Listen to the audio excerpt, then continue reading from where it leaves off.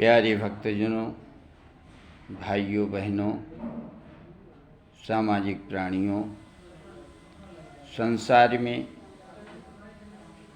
जो लोग हैं जिन्हें बोध है, जो प्रौढ़ हैं या बचपन से किशोरावस्था की तरफ जिनकी आयु विकसित हो रही है या हो गई है, वो सभी लोग जो हैं बोधगम्य हैं।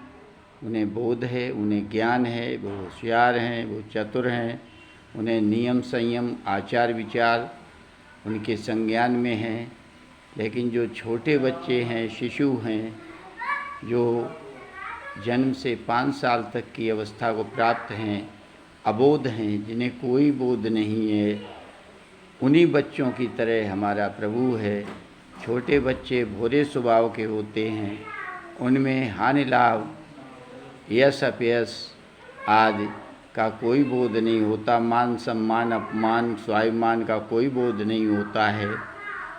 अस्तु इसीलिए वो नियम संयम से सर्वथा वंचित रहते हैं। और जो भोरे स्वभाव के लोग हैं अर्थात प्राणी हैं, अर्थात जो अबोध बच्चा है, उससे अधिक कोई भोरे स्वभाव का नहीं हो सकता है। हमारे भगवान शिव भोलेनाथ, उमानाथ का नाम भोलेनाथ इसलिए है क्योंकि वो भी भोरे स्वभाव के हैं। अस्तु जैसे छोटे बच्चे का कोई नियम संयम नहीं होता, क्यों वो जानता ही नहीं है नियम संयम क्या होता है। और इसीलिए भगवान भोलेनाथ भोरे स्वभाव वालों के नाथ स्वामी हैं और भोरे स्वभाव या भोले स्वभाव के बच्चे भी हैं। इसलिए उन शिशुओं की जिम्मेदारी, उनकी रक्षा की जिम्मेदारी, उनके पालन पोषण की जिम्मेदारी सर्वथा भगवान शिव भोलेनाथ की ही बनती है और वो उनकी रक्षा भी करते हैं।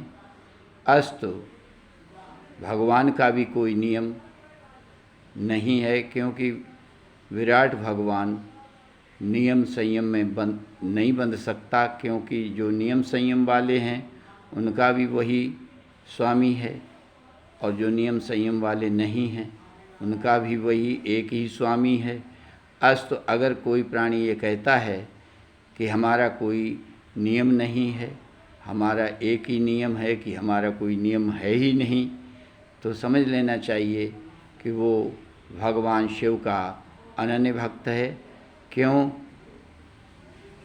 जिसका कोई नियम नहीं होता वो सर्वथा भोरे स्वभाव का होता है और निर्मल जल की तरह उसका मन होता है। अवचेतन मन उसका बिल्कुल पवित्र होता है, गंगा जल की तरह।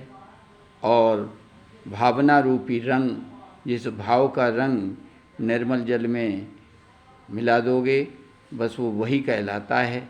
अस्तु अनन्य इंसान, लोग, आदमी, मनुष्य जो भी हैं, उनका भी मन तो निर्मल ही होता है। अवचेतन मन हमेशा ही निर्मल रहता है और सभी के पास होता है और सभी का होता है। अवचेतन मन जब शून्यता में प्रवेश करता है तब उसे भान और भास अध्यात्म का होता है। अध्यात्म का प्रथम चरण जब मन शून्यता में प्रवेश करता है तभी अध्यात्म का शुभारंभ होता है और अध्यात्म का शुभारंभ ही परमात्मा से के ज्ञान का है और ध्यान जो है वो ज्ञान का है और ज्ञान परमात्मा है। ध्यान सत्य का है और सत्य ही परमात्मा है और परमात्मा ही विराट है। वो विराट सूक्ष्म रूप से सभी के हृदय में विद्यमान है, जिसको जानने पहचानने के लिए हमें शून्यता में अवचेतन मन के माध्यम से ध्यान करके प्रविष्ट होना पड़ता है। तब जा कर के हम समझ पाते हैं कि हम कौन हैं, क्या हैं, कहाँ से आए, क्यों आए, क्या कर्तव्य है, क्या अधिकार हैं ये सभी के संज्ञान ज्ञान में जभी आना संभव हो सकता है, अन्यथा सर्वथा असंभव सा ही रहता है। ये मार्ग सुनने समझने में अध्यात्म का कठिन है। क्यों? अध्यात्म का आशय ही है आत्म अध्ययन, आत्मा का अध्ययन। आत्मा का अध्ययन अर्थात परमात्मा का अध्ययन, और आत्म अध्ययन ही अध्यात्म है, और उसको जानना भी सभी के लिए परम आवश्यक है। लेकिन संसार एक सा हो नहीं सकता है।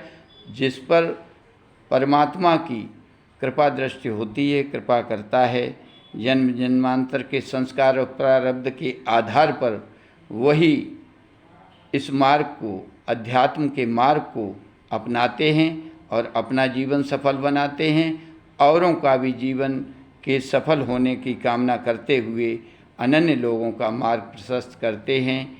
जय शिव भोलेनाथ उमानाथ की सर्वदा सर्वदा जय जयकार हो।